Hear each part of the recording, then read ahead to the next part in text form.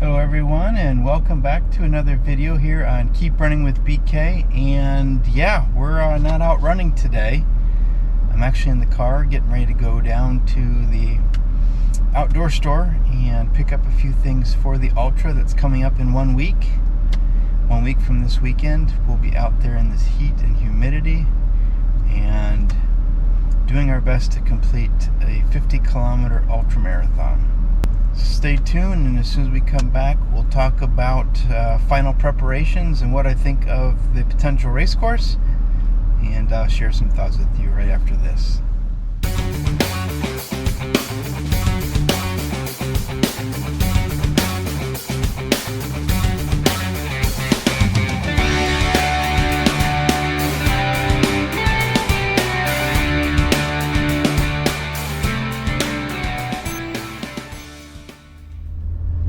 So the past few weeks I've been taking you guys along for a run as I share my thoughts as the weeks tick away in the approach of the ultra marathon. But it's currently 93 degrees outside and high humidity, and according to the weatherman, it feels like 103 degrees Fahrenheit outside. So that is utterly brutal. Yeah, so this kind of heat and humidity is not what one wants to be dealing with 1 week out from the race, but it is the dog days of summer, as they say, and I've got to be prepared for conditions potentially like this. Hopefully not. So one of the things that I had hoped to share with you during this video this week was the race course. I wanted to share with you the map and kind of talk through my strategy and approach for it, but the map hasn't been released yet. I think due to COVID, there's some maybe restrictions or changes to which trails can be actually used for the races. I think there's a nature preserve or something next to the park where some of the trails that they've historically used are, and as I understand it, according to the website, those are not going to be used this year. I tried to do some research on the internet just to kind of see if there's any trail information or historical maps or anything like that about previous races that I can get kind of an idea. And because it's been a few years since I've actually run any of the trails out at the state park that the race is going to be at, and of course I couldn't find anything substantial. I did find a few smaller trail segments. They didn't look too terribly bad, mostly flat, you know, a little bit of a decline or incline here and there. So my hope is that the hills and the ups and downs that are going to be there will not be too terribly bad, which will be good. That's one break, given that the potential for heat and humidity is probably going to be a factor. Given that the last two long runs that I've done in similar types of heat and humidity have not gone well, I'm just going to emphasize again that my goal is to go in there with as positive outlook and mindset as I possibly can. You know, I've certainly put in the training. My conditioning is good. My fitness is good. You know, the mind is going to really limit the body, probably more than anything in this one. So I want to run within myself. I don't want to get to a point where I feel like I'm working too hard. I know there's going to be walking involved in an ultra marathon under good conditions last October when it was much cooler. I certainly did my share of walking during that event, certainly in those later miles. As the legs started to hurt, my ankle was really starting to bother me. So I fully anticipate that there's going to be some walking. The question is when to do that walking. Obviously, I'm going to walk any of the uphills, any steep downhills. I may do some walking as well, just to save the legs. But you know, there's a part of me that says, hey, just run as long as you can, get as many of the miles in as you can, and then, you know, walk and then jog when you can in the latter half. apologies, I'm having camera issues. I'm trying to get the tripod to stand while I drive, and I've got some sleeping bags that were in the car to try to host it up, but every time I stop or turn, everything kind of shifts, so my apologies for that. But as I was saying, there's a part of me that thinks run as many miles as I can and then do as much walking and jogging in the latter part.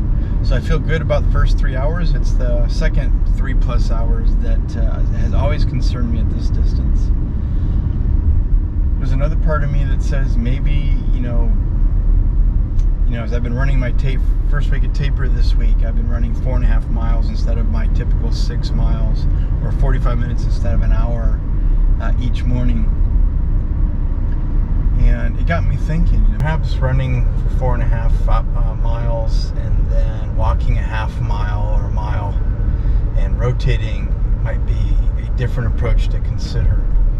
And during those walking breaks, it'll be a good reminder and cadence to make sure I'm hydrating, making sure I'm eating something, taking in some calories.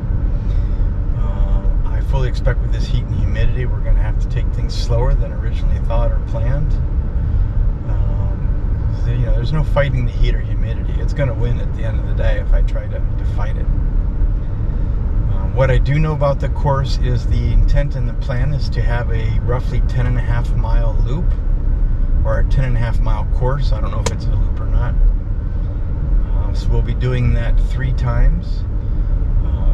The planned, there's aid stations roughly every 2.5 miles, based on what they shared on the website. Some of those will be fully manned, some of those will be water stops only, so I think there'll be plenty of opportunities to hydrate and to refill. And so given the heat and humidity, I'm seriously considering not running with the vest, at least maybe for the first lap, or maybe for the later laps, depending what I decide to do. Part of me wants to film some of the race and take the camera along, and having the vest will be a good way to carry the camera and then free my hands when I'm not filming or video recording. But part of me is thinking that I might just want to have my wife, who's going to be my support person there, who will see me at the main station there after each loop, have her just do some filming, and I capture some thoughts when I come in each lap. That way I don't have to wear the vest. I can get away without carrying extra gear, which will add weight or just add heat. And then maybe wear a water belt like I did in my last run, with a water bottle that I can fill at the water stations or at the aid stations.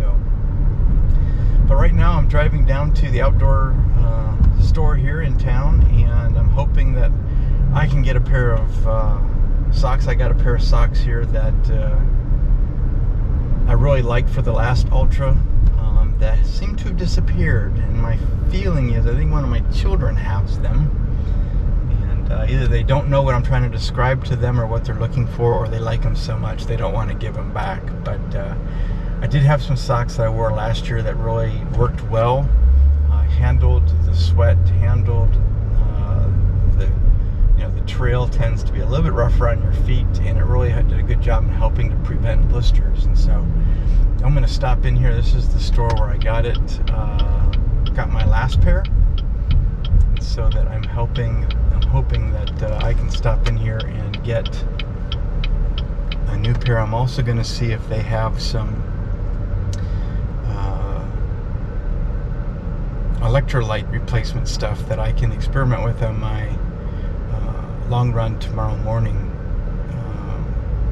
just to see how my stomach handles it, because I think with the heat that might be something that I want to do. I typically I just go with water and goos, maybe take some Gatorade. But a friend of mine who I've kind of been encouraging, who just finished a half Ironman triathlon, has been using something that he thought worked really well for him and thought was fairly easy on the stomach. So I'm going to see if they have some of that here and give that a try tomorrow. And if they do, I might take it along, and the event I start to feel the need for it,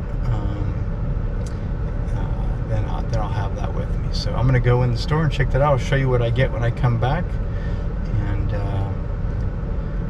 we'll go from there. All right, bye now. All right, so I just ran into Roads, Rivers, and Trails here in Milford. And it's where I got my trail socks that I used for the Ultra back in October. And so I ran in there and I got another pair. I got some Smart Wool quarters, so they'll cover the ankles a little bit, which were great on the trail for me. They felt comfortable. They fit well. My only thing is my foot is right there on the edge between two sizes, so I don't know if I'd go with the smaller one or the larger one. I never remember, but I think I'm going to be okay. So I'm going to wear them probably for my long run tomorrow morning. I'm going to do a half marathon, see how that goes, and then if all goes well, I'll throw them in the wash and have them ready for next weekend.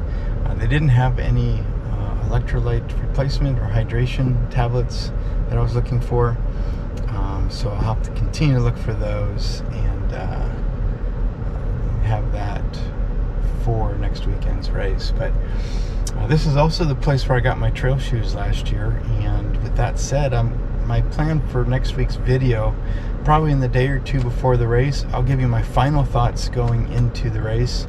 I'll also show you some of the gear and just some of the preparations that I've done, and I'll show you what trail shoes I'm going to be wearing, and I'll walk through all that with you. But I just want to say thanks for joining me and checking out this video on the channel. Hopefully you've been enjoying this series. If this is the first one you're watching, go back and check out the other videos. I think I started when I was 6 weeks out, and I've done one every week since then. As this race has approached, just to kind of share the progression there and the thoughts that I had. If you liked what you heard here, or you've been enjoying this series, I'd appreciate clicking on the like button. And if you're new here, of course, please consider subscribing to the channel. I've got just a lot of insights over the years from running that I like to share in this channel, and share training tips and insights, and also just share things that help motivate us, to help all of us to keep running. Sometimes it's about ultra marathons like the one I'm training for now, or running on the trails, or maybe it's training for a race. You know, I still have to decide what I'm going to do this fall. Am I going to do a marathon, half marathon? But I'm definitely going to be returning to the 80-20 approach. I've been reading the book, and I'm looking forward to sharing some thoughts there. I'll give some more thoughts on the Maffetone training method. So there's still lots to talk about. So go ahead and subscribe to the channel if you haven't. If you want to follow along on my training, check me out on Strava. I think I picked up 4 more followers on Strava this past week. I think at least a couple of them are some of the new subscribers. And to the half dozen or so subscribers that I picked up this past week, a shout out to you. Welcome to the BK Keep Running with BK community, and I appreciate your support. I look forward to hearing all of your comments down below, and I look forward to sharing with you next week the insights, and let me know what you think. You know, as the ultra marathon approaches, you know, I'm thinking about taking the camera with me, maybe at least for part of the race. But what kind of things would you like to hear about during the race? Because I plan on sharing a video from the event, and you know, as I come into the aid stations or whatever and I give updates, I just like to get a feel from you. What kind of things do you want me to share about that you'd be interested in knowing how things are going, how I'm feeling during the race? That would be most valued to you. So there's the question of the day. Feel free to comment below.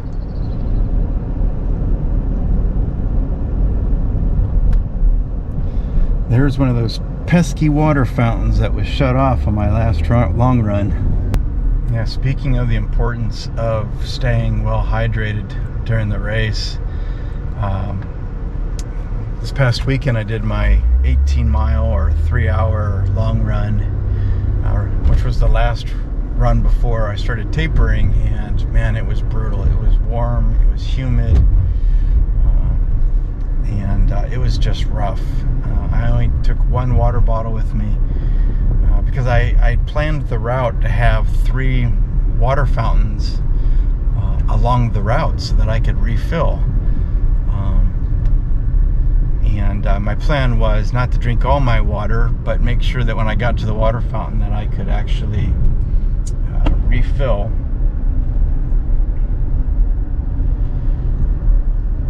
And when I got to that first water fountain, it was turned off. And so I was glad that I waited and saved some of my water. I had about half a bottle left, I think, at that first one. So then on to the second one, and then that one was turned off, and I had maybe a fourth of a water bottle left.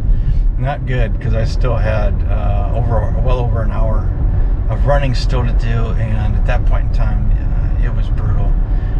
And then I got to the third one, and it too, all three water fountains were turned off, including the one I just showed you. And man, that just made for a rough run. So I had one bottle of water for over 3 hours in the heat and humidity.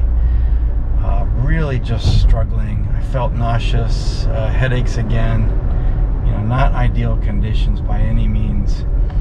And when I got home, you know, I weigh myself every Saturday morning when I get up, just out of habit. I've done that for over a dozen years now, probably even longer than that. I've recorded it for a dozen years, but I've been doing it much longer than that, just to kind of monitor the trending of my weight.